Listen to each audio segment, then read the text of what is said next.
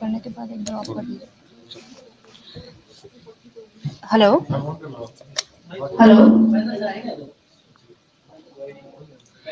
Very good afternoon, everyone. Dr. Rajiv Kumar ji, आप online हैं? Am I audible? Yes, I'm listening to you. You are not audible, so I think you have to unmute the mic. You are not audible to me now. Yeah, you are audible, sir. Am I audible to you? Yes, sir, you are audible. Am I audible to you? Thank you.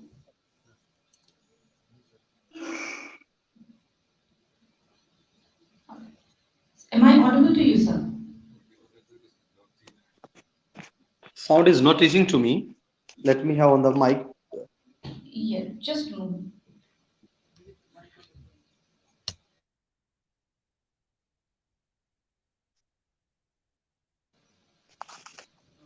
So, shall I start the session, sir?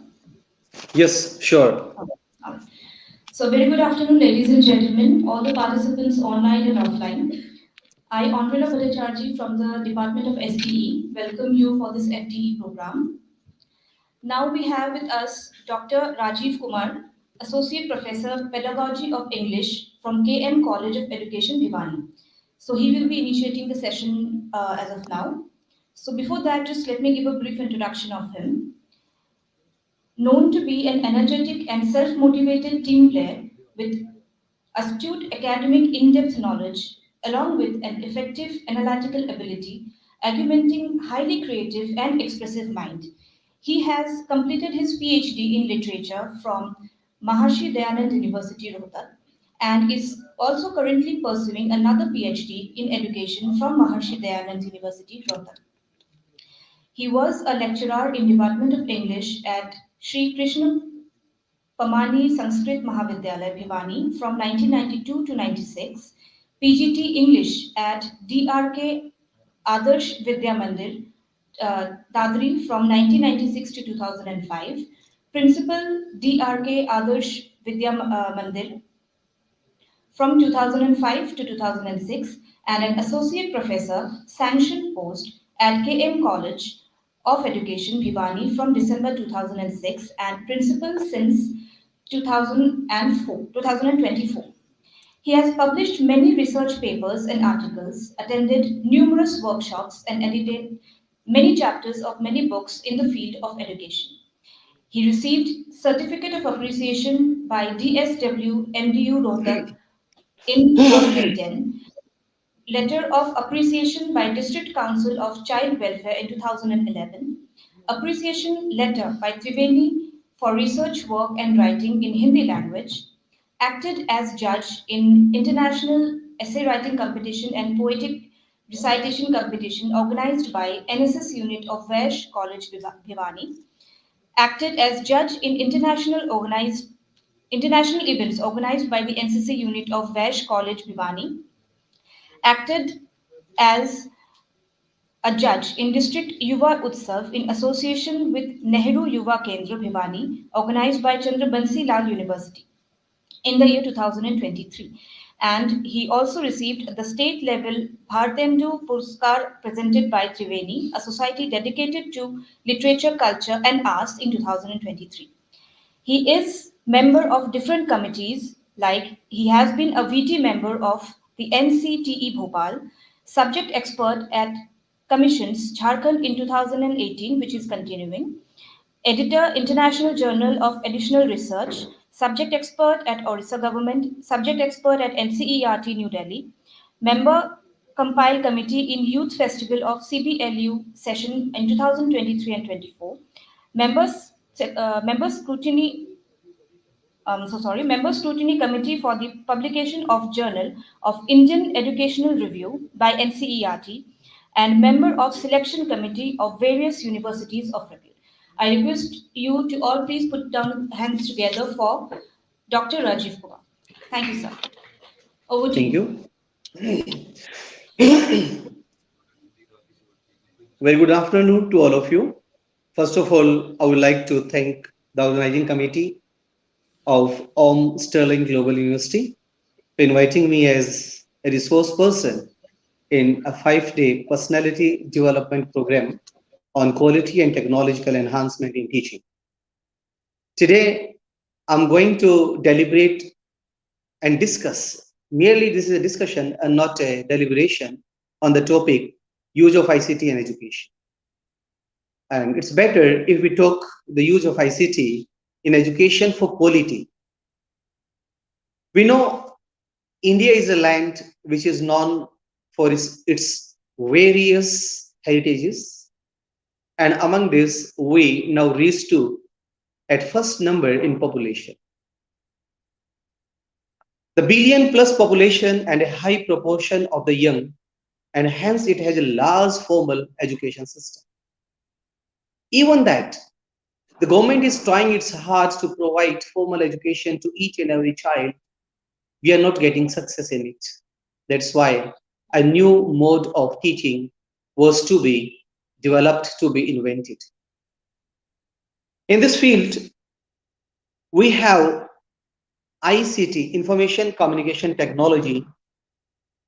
For the last decade, we have witnessed a revolution caused by this rapid development of ICT, which has changed the dynamics of various industries as well as education. Gone are the days when the teachers were considered as the master of the classroom. Everything was concerning to the teacher. The teaching learning process was teacher centered. But now it is child centered. Everything is to be aimed and to be planned according to the child and according to the technology you are going to use in the classroom. Therefore, the knowledge of ICT for a teacher to have good rapport and to have personality as a good teacher is required. But what is ICT and why it is necessary? Education which is imparted to all the children with an aim, with an objective to bring a change in the personality of a child, a student. But I think it's incomplete definition because Laden was also PhD in chemistry. There was a change, but that was not positive change. So for quality education, it simply means which brings a positive change in the personality of a child who, for the sake of the humanity and for the sake of the development of the nation and to create good relations at international level, all these are to be achieved through education. Only then it can be called quality education. But quality cannot be bound in this simple statement that it is for the welfare of the humanity. Quality has certain definitions. It varies from person to person, term to term. Actually, this very word, quality, it is derived from Latin word qualis, which means what kind of. It has so many meanings. For example, in English, there is a proverb saying that beauty lies in the eyes of beholder. It means beauty differs from person to person in the same way quality differs from person to person and institution to institution. To reach to some concrete idea about quality in education, let us see the report by UNESCO. In 21st century, UNESCO set 4 pillars of knowledge for improving the quality in education. First one is learning to know. Means the education which we are going to learn that must be helpful us how to comprehend the things. Second one is learning to do. After comprehension of the knowledge, we must know how to apply that knowledge in the society. There are so many persons having the great knowledge, not only in education, but also in legends and scriptures. But what happens? They are unable to expose that, they are unable to deliver that to other persons. So exponency is a must. That's why learning to do. Learning to do means when you are able to utilize your learning in the society as an application. And then learning, third point is learning to live with others. Means when you have knowledge, it doesn't mean to amass so many degrees and amass a huge wealth, money, riches. but it is how to cooperate with others in all human activities.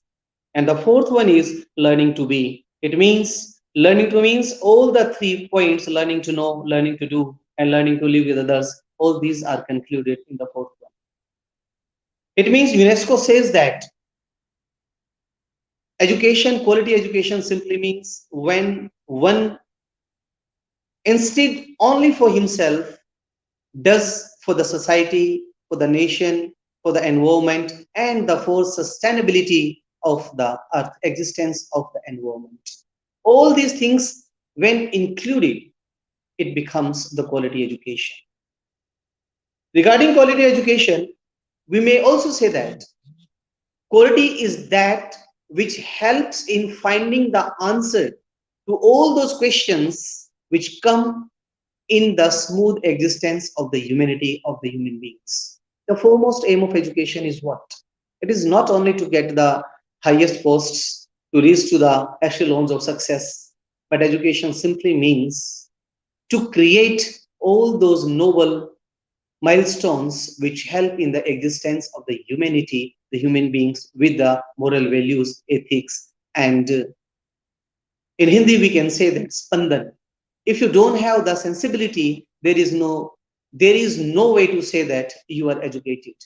If we can't weep for others, if we can't play with others, if we can't love at others or with others in their achievements, that is can't be said as quality education. So quality education, to sum up, I can say that quality education is that education which fulfills all the social norms, all the scriptural norms, all the civilizational norms which help in the flawless existence of the human beings on this earth. Now comes the question, how can we bring it? What is the role of ICT in bringing quality in education? ICT, we have seen during the period, during the era of Corona Kal, when everything was shut down, the schools and colleges were no more, there were no lectures and teachers, then we had online education system, which helped education to move further. This ICT, this use of ICT during the Corona Kal teaches us why not we adopt this ICT in the main function, in the main way, main current of teaching learning process in the schools and colleges. Our Prime Minister Modi ji also said that this is the time for digitalization of the nation in all the forms. So why not we bring education? Why not we bring ICT in education? It can be because in the current information society, there is an emergence of lifelong learners as the shelf life of knowledge and information decreases. People have to access knowledge only through ICT to keep pace with the latest developments. In such a scenario, education gives a particular person a sense of well-being as capacity to absorb new ideas, increases his social integration, interactions, and gives access to improved health and provides several more intangible benefits. The various kinds of ICT products available and having relevance to education, such as teleconferencing, which is we are having this time. I am connecting with all of you nearly 62 and 65 kilometers away I'm sitting, but we are talking and discussing on a topic, the use of ICT. This is the best example of teleconferencing, email, audio conferencing, television lessons, radio broadcast, interactive radio counselings, interactive voice response systems, audio cassettes, and maybe CD-ROMs, which is now not in fashion nowadays, but these are the ingredients of ICT. But the question here is why we use, why we introduce ICT, why ICT should be introduced in education. For that, I think there are four rationales. There are four causes for that we have to bring ICT in education. One thing to all my dear participants here, all of you are professors or associate professors, assistant professors. This might is a deliberation on as in a lecture form, or it might be boring and dull. That's why to remove this dullness, you are all allowed to raise questions whenever you find something new or something which can be discussed with you so that the monotonous of this lecture may be dispelled. So all of you are invited for questions wherever you find there is a scope for any questions. So according to me, ICT must be introduced or should be introduced in education because of four reasons. There are four rationales. One is social rationale. Social means society. Indian society now entirely depends upon the use of gadgets, the use of e-learning, the use of internet. Even a child of 5 year or 6 year old depends upon mobile while playing or seeing or watching the cartoon programs. It means everyone knows, everyone depends upon this technology. In this situation, it is the requirement of the society to produce such children and such teachers who are literate in ICT, who can have the knowledge how to impart knowledge to the students, and later on the students with the help of that imparted knowledge imbibe knowledge in the classrooms, help the society and work in all the spheres of society for its betterment and for its improvement. Second one is vocational. The second rationale is vocational. Here we have to prepare students for job, and presently jobs require skills particularly in technology. If a person is having only degree and don't have the knowledge of internet and can't can't operate on computer, he can't be considered as man of nowadays. He can't fit himself in the society or he can't have the jobs. Therefore, to have the successful accessibility, to have the successful reach to the jobs, one has to be get educated through ICT and have the complete knowledge in ICT. Third one is impetus, means catalytic. Utility of technology to improve performance and effectiveness in teaching, management, and many other social activities. This is impetus. Everywhere ICT plays the role of impetus. It drives, it is a driving force. It helps all. It helps the classroom, in the classroom, it helps in the society, it helps in the industries. Everywhere the use of ICT is very important for the sustainability of everything. And the third and fourth one is pedagogical. Pedagogy means whatsoever the subject you are teaching, you must have the complete knowledge regarding its technology, learning, flexibility, efficiency, and its grammar with its literature, methods, and applications. All these are included in pedagogy. So, the fourth rationale is pedagogical to utilize technology in enhancing learning, flexibility, and efficiency in curriculum delivery. All these are to be kept in mind while we introduce ICT. In my opinion, it's my opinion for the use of ICT because a teacher, a person who is not well known to ICT, the use of gadgets, he is considered the backward teacher. Even in government run schools, there are smart classrooms, there are smart blackboards. The use of the accessibility to the internet through laptop, computers is easy to each and every child. So here in this condition, we can say that ICT can be used as a tool in the process of education in the following ways. ICT can be used as a tool in the process of education in the following ways. Number one, informative tool. ICT can be used as an informative tool. It means it provides vast amount of data in various formats such as audio, video, and documents. Then it is situational tools.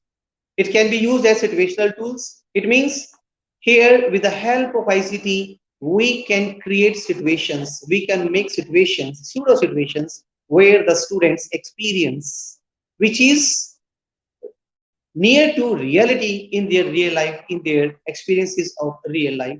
Thus, simulations and virtual reality is possible if we use ICT as situational tool. The third one is constructive tool. Constructive tool means We are to teach the students how to manipulate the data and generate analysis. And fourth one is communicative tool. The most important is communicative tool.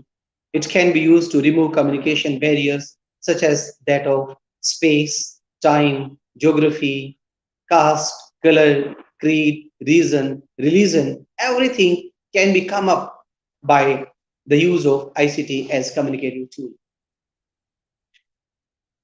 And for this, the use of tools, there are mediums for the delivery and for conducting the education process. And these medium are number one, voice instructional audio tools that include technologies as well as passive ones. Means we can use technology and also we can use the passive ones which are not active in the class. Suppose I'm active, I'm talking with you, but if I bring some cassette or some recording and that is played, that is passive, and that can be possible only through the use of ICT. Then video. Instructional video tools that includes still images, pre-recorded movies, moving images, and real-time images combined with audio conferencing.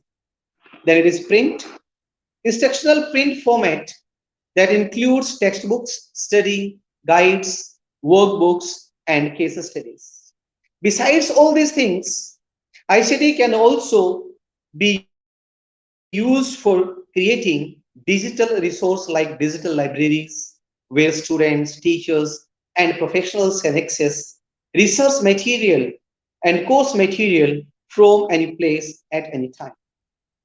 Such facilities allow the networking of academics and researchers and hence sharing of scholarly material. This avoids duplication of work. The best thing is it avoids the duplication of the work. Then sometimes a question arises in the minds why we entirely depend upon ICT, why we should give so importance to ICT.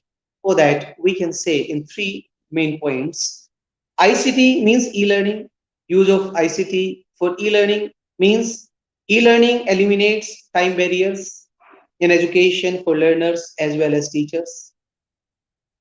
It eliminates geographical barriers as learners can log on from any place. There is no need of the teachers. There is no need of interactive classrooms. There is no need of combination of the teacher and students in a single room. It eliminates geographical barriers and enhanced group collaboration made possible via ICT. So e-learning helps those persons also who want to have degrees, who could not go to school to have their formal education, who could not join the higher education due to some responsibilities of the family and of the society. They can have also fulfill their desire of having degrees or also go for higher education through e-learning. Now, e-learning provides you all the platforms in all forms, whether it is correspondence education or distance education or e-learning educations. Nowadays, open library and open university education is also given provided to the students, those who are interested to have education, to have degrees by earning at the daytime, because the use of e-learning never requires the timings early in the morning. It depends upon you and you, wherever you find facility, wherever you find feasibility. Time bound is not there. The students can choose of their choice of the times, late in the evening, in the night, or in the morning. Now the education, the learning, and the diplomas and degrees are coming to the children. The children are not to go towards the schools and colleges to have all degrees. It means e-learning has made all the facilities, all the possible availabilities for the students who hanker for the education, who hanker for the degrees. They can have very easily without curbing on their earning needs and earning means. But we should not forget that everything has its benefits and its disadvantages. Excess is prohibited everywhere. ICT is very important. ICT now has become the need of the hour. Without ICT, without the use of internet, without the use of computer, telephone, mobile, we cannot connect with ourselves. In a single second, you can connect at, with any person in the any part of the world without wasting much money and without wasting much time. It is because of the internet and because of the available gadgets of ICT. So, keeping all these things in mind, we can say that ICT is very, very important. And the benefits of ICT, we can detail ICT benefits in the three major forms. We can say that the benefits of ICT can directly be gone to the three stakeholders of education system. First one is students, second one is employers, and third one is government. How ICT is very helpful for the students. It means it helps the students for increased access. The children can access anything. The days while we were the students at colleges and schools, when we had any question and went to our professors and teachers to quench the thirst for that particular question, many times we go to the answer, go and consult the library, see these books. Sometimes we could not find the books, otherwise, and other times when we found the books, we could not trace the idea which we wanted, and the professors had less time because the students were more and the professors were less. Now there is no need of so many professors. Everything is available on internet for the students. So the first benefit for the student is increased access. The students can access anything at any time, at anything, at any time, anywhere. Second one is flexibility of content and delivery. Flexibility is content. Now you can choose one from this author, other part from that author, other from other book, and other from the next book. Gone are the days when the students depended upon the prepared notes which were dictated by the professors or teachers in the classroom. Everywhere there were the need and the ready-made questions and ready-made notes were in highly demands. But now there is no need, there is no hankering for all these things. The students, they can have their own notes, they can have the flexibility in choosing the content and how to deliver that they can also learn.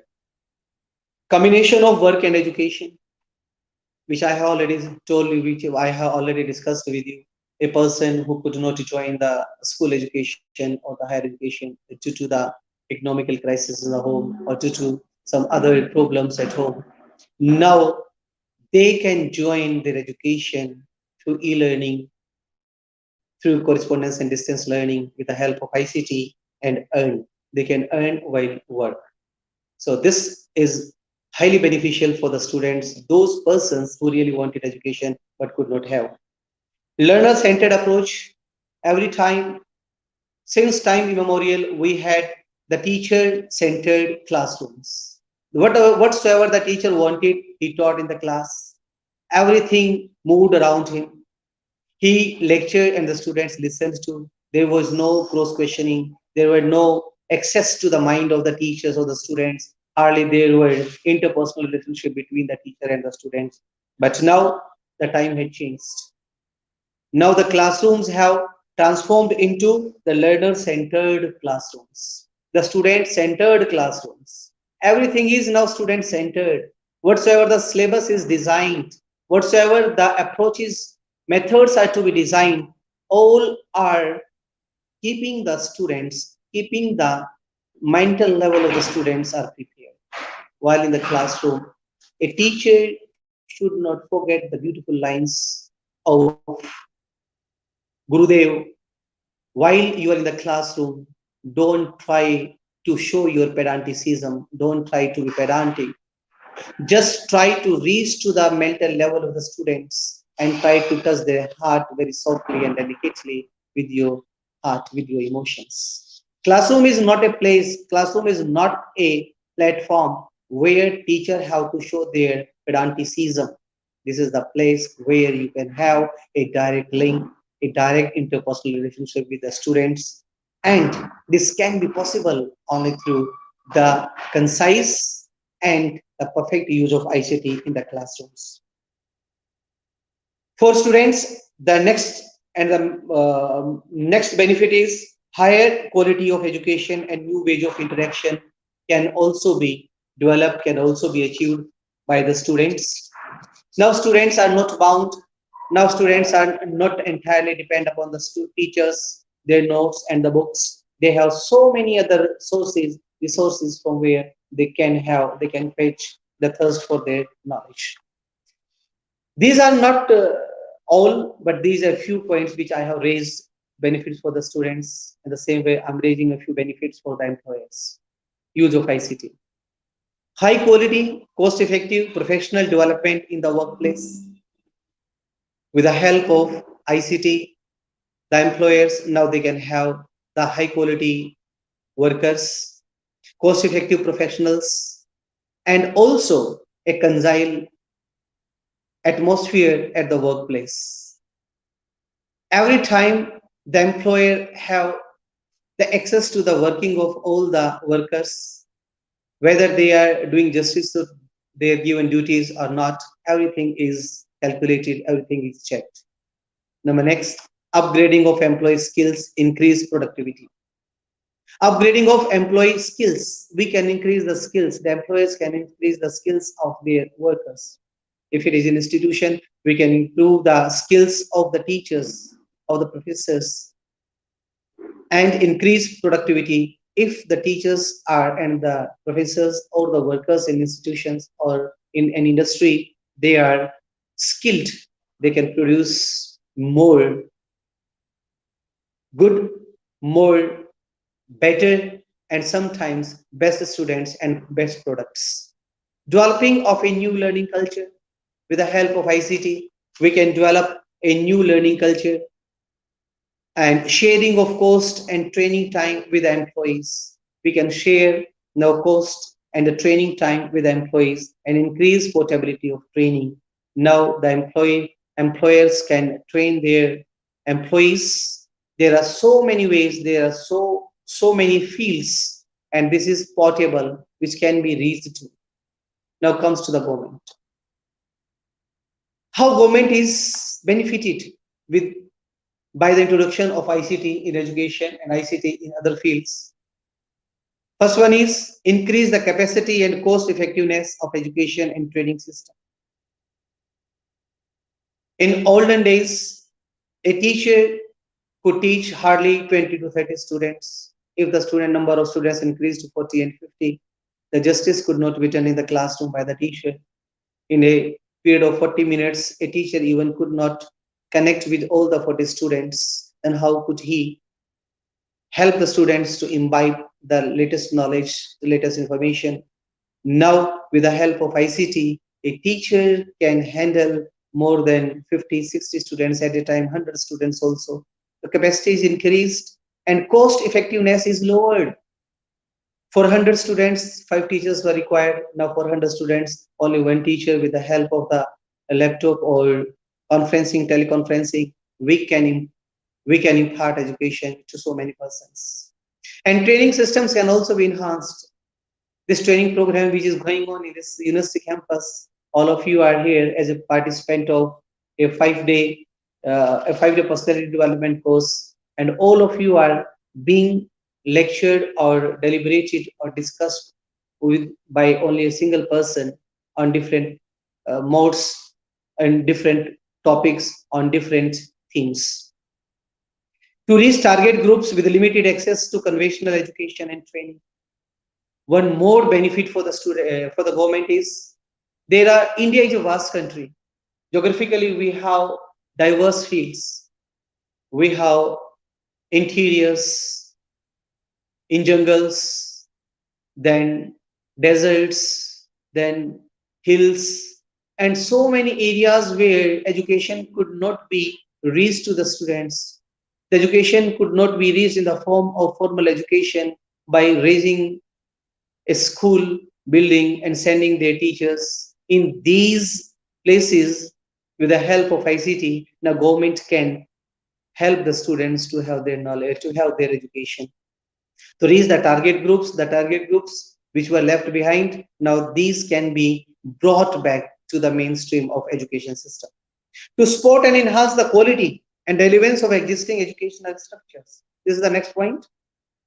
To support and enhance the quality, we can enhance and support quality in education, in existing educational structures. With the help of ICT, suppose there was no internet, suppose there were no gadgets of ICT, a professor, if he wanted to introduce some lectures, particularly on any particular topic, suppose we are teaching in the classroom phonetics and how the people of RP, how the people of Britain who use RP English, they speak.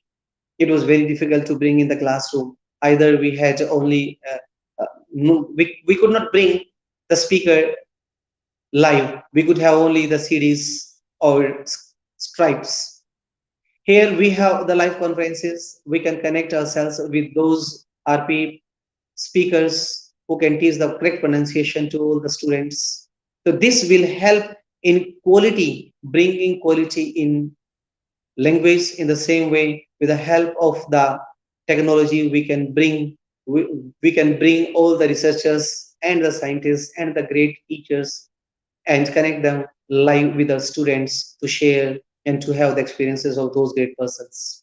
Other point, to ensure the connection of educational institutions and curricula to emerging networks and information resources, to ensure the connections of educational institutions. In different places, the different schools, different universities, they had their different curriculum, they had different syllabus, and they taught it differently using different methods. But now, with the help of ICT, whatsoever the better is, we choose of the different places and connect with all the areas, all the places of education. Suppose in my college, Came College of Education, we had uh, a plan with England. There was a scheme for exchange of the professors. In 2004 and 5, we had one professor from England who remained here in our college for 2 years for teaching English. And after that, one teacher from our college went there to teach how India and Indian education be taught there. So this exchange is possible only through this ICT, the use of ICT and internet. Next, to promote innovative ideas and opportunities for lifelong learning. First, education was taught when the teenage is over, the school education is over. When you reach to your 30s, your university education is also over. If there was a thirst, if there was a person who wanted more education, he was denied directly. There was no lifelong process for education. Now, with the help of ICT, we have so many opportunities for each and every person to have lifelong learning. Everyone can learn, even at the age of 60, 70, 80. You can have, last year we had an example, a person who got his PhD degree while he was enjoying his 80s. But even after that, all so many detailed benefits I have discussed with you regarding the use of ICT for making education, qualitative education, making education to reach to each and every person, making education universal education, connecting all the parts of nation and also with international universities. We have so many tie-ups with foreign universities, but even then, ICT is not all in all. We should not forget that ICT is only a tool. It is not the master. Master is the teacher in the classroom. Master is the person who is the classroom, who is handling the things. We should never allow the gadgets to become the master of the masters. We have an example in the film Robot. What happened there? Robot was formed to help the human beings, but in the end, that robot revolted against the humans. In the same way, ICT is good. ICT can enhance everything, but ICT should be used in such a manner that all the customs, traditions, rituals, and ongoing system which are traditional should not be curbed, should not be curtailed. What happened during Corona period? All the children, all the students were given laptop. At home also we gave mobiles to each and every child. What happened? If there were 5 persons in a family, all the 5 remained in all 5 different rooms. They were devoted to their own mobile, their own set. This use of ICT, this use of computer, mobile, internet decreased the humanity, the sensibility, sympathy, moreover, empathy. We forgot what is empathy. To bring empathy, to bring humanity, to survive morality, to survive values, we have to keep in mind teacher cannot be replaced by ICT in the classroom. ICT can be a way which can help in increasing quality in education, which may be the tool in the hands of the teacher. Moreover, the use of ICT in the classroom, Indian classrooms, is not so easy as it appears to be. There are many drawbacks of using ICT in education, and there are so many lacunas, lackings in Indian atmosphere where we can say that ICT can be introduced to Indian classrooms. Let us discuss a few. Which are the drawbacks of using ICT in education? It may create a digital divide within the classroom, within the students. There are a few students who are more familiar with ICT. They may be from urban area. There are some students from rural area. They won't have access to internet. The students, those who from urban area, they surpass the students who come from rural area because they had no accessibility. They had not access to any of the ICT gadgets. That's why reap more benefits and learn faster than those who are not as technological sound, technological savvy. It may shift the attention from primary goal of the learning process to developing ICT skills. The most important, one of the most important points as a use of ICT in education as a drawback is that if we stress more on the use and learning of ICT, the major goal of teaching learning process, the major goal of having particular knowledge in that particular subject, that definitely be left behind, because every stress, every onus must be given on the use of ICT, on the use of the gadgets. So while in the classroom, it should be cared by the teachers. The attention should not be shift from the primary goal of learning, not to help the children to develop ICT skills. This is the secondary goal. The first goal is to have the knowledge, to have the learning in that particular subject.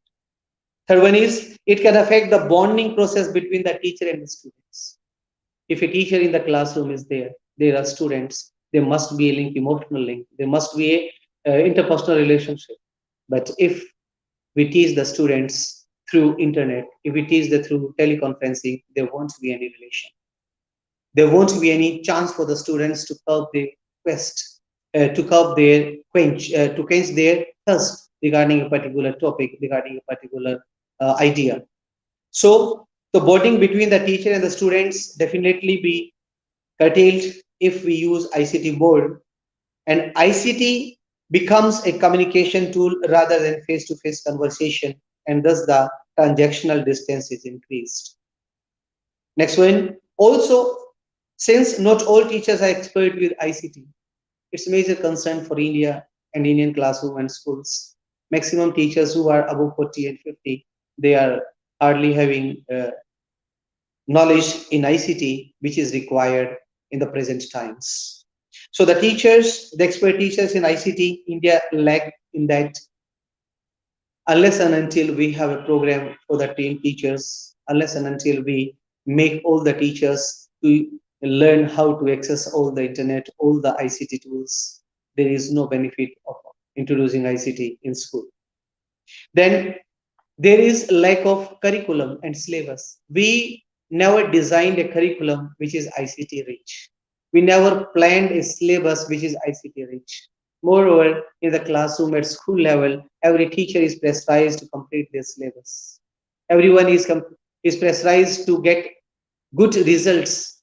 So the teachers, instead of using ICT, they keep on training the children only in those fields where they can score good marks, they can top. So first of all, if we really want to use ICT in the classroom, we have to prepare, we have to design a curriculum and syllabus which is ICT rich. Now here one more question arises. What we want actually through ICT? ICT in education we want, or ICT of education we want, or ICT for education we want? Because all the three terms have different meanings.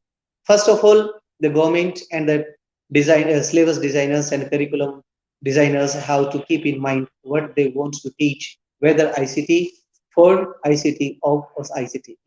In my opinion, we have to teach the children ICT in education, and ICT of education should be taught in different way in different periods. It should not be amalgamated. It should not be combined with the actual teaching learning process. Actual teaching learning process. There is a need for training all stakeholders in ICT.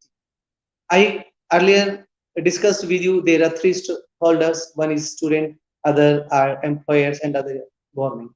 So all the three stakeholders they have first to get trained in ICT. Stakeholders have the complete knowledge of ICT. I still a time will take in reaching to this level. Maximum employers, even the government policies, though the government policies are prepared, policies have been made only on the pages, on the papers. Time will take in the implementation of all these things. The cost of hardware and software can be very high. One more cause, one more reason for the failure of ICT in Indian classrooms is because, except for a few states, maximum states where the population is very high, where the poverty line, the people and the students are below poverty line, there to bring to purchase software and hardware which cost very high, very difficult for them and their parents, even for the government. Though what happened in Haryana, the first EduSet program was launched in Haryana all over the nation. During the Congress period, EduSet was started in government schools, but the result was zero. Government invested a huge amount of money, but they never thought, the government never thought before bringing EduSet in process, the teachers and the syllabus should be prepared, the teachers are to be made, the teachers are to be trained. It simply meant if you want to drag a cart, you have to put the bull before the cart. But if you put the cart before the bull, it can't be pulled. In the same way, the teachers who were supposed to handle, as you said, they were uneducated in ICT. They hardly know the use of ICT. How they hardly know how to connect with EduSet. Moreover, a few a few teachers who were trained in ICT, who has the knowledge of access, how to access internet, they failed. Why? Because in villages there was electricity cut. There was no proper supply of electricity. If electricity was provided, then timings were not fixed. The school timings were between 9 to 30, and the programs either telecast before 9 or after 3. Moreover, ICT, through lectures through ICT, the one more drawback is that there is no scope for cross questioning. If a question is remained unanswered, if there is some query in the minds of the students that can't be curved, that can't be solved, because once the lecture is gone forever for them. EduSet is that plan. Therefore, EduSet failed in Haryana. In the same way, now we are planning ICT rich education to be imparted to all over the nation in all the schools and colleges. But it is in haste. Before launching this, before announcing it, we are going into that era where everything is destined by ICT. First, we have to design the syllabus, then we have to train the teachers, then we have to create the infrastructure, then we have to prepare the students mentally how to use the accessibility of internet. Now, the students who are having laptops and mobiles with internet connection, what they do? Hardly they have the time for their actual programming in other activities, games, or surfing other activities or surfing other sites, they waste their time. Therefore, before introducing ICT in the school and colleges, we have to develop a culture which is very important for the children and the students who will teach all the persons, including management, designers, teachers, and the students know what is the best use of ICT. Only then we can come over the problem of quality education, quality in education, and use of proper ICT in the classrooms. With these words, I have discussed, I have uh, detailed so many ideas. If there is any query related to the topic, which I related to the points which I discussed with you, which I raised, you may ask. All of you are invited for the questions. Thank you very much for giving me the time. Thank you very much for your patient listening. But this patient listening, I accept only if after the completion of my this lecture, all of you will raise nearly one question from each. I really want a few questions from your part so that I may say that I helped the students, the teachers to learn something. One thing more, whenever I go to the classroom, I always say, who is a good teacher? A good teacher is that who create questions in the minds and the heart of the students. If my this deliberation raised and made some questions in your mind and heart, then only then I will think that my deliberation was perfect and somehow helped it. If you kept listening only, if you don't raise any questions, it means it was a one way method, one-way game. I delivered and you listened to. With all these things, with all these words, I am waiting for your questions. Thank you very much. Thank you so much, sir. Thank you so much, Dr. Rajiv Kumar ji, for your enlightening session. I would request everyone present in this hall to give a big round of applause for sir for his enlightening knowledge and enlightening us with his words. Sir, definitely, I would like to ask you a question if I'm audible. Am I audible, sir? I'm not audible to you now. Okay, all right, sure. So, You are as not audible to me now. I'm not okay, listening to you. hai on to hai. Is it okay now, sir? Is it okay now? Hello.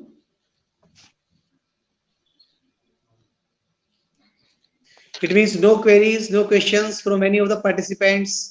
No, I do have a question, sir. If I'm audible. Okay, then thank you very much for your. Yes, okay, you may ask. So, am I audible, sir? Can you listen to me? Can you hear my question? Not audible, not audible. Your voice is not reaching to me. Just 1 minute. एक बार बोल दो आप. I think, sir, here I am audible. It is something, there is some problem or issue with your speaker. Kindly Is repeat it? again. I'm saying, sir, you are audible to us, but I think Yes, yes, now आपके. you are audible to me. All right, sure. Thank you. So, sir, as we have all talked about the importance of ICT, the demerits and merits of ICT, right? So, my Yes. question to you is like how much of ethical and moral consideration should be given while using the technology, or rather, how do we balance ethics and the usage of technology in today's generation, especially in the field of education, sir? Yes. Yes, I have already told during my deliberation, I said we have to develop a culture how to use and how much to use internet and how to access the things which we are in need.